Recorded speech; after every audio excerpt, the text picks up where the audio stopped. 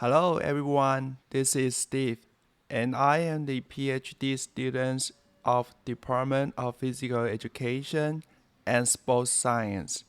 Today, I would like to share with you guys my learning source of the online video in National Taiwan Normal University. Today, I would like to share the cooking shows videos.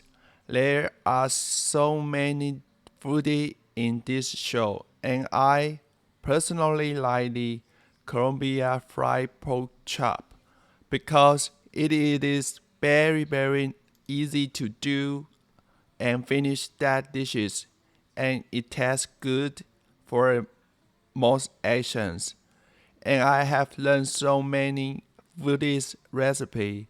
It's really excellent. Thank you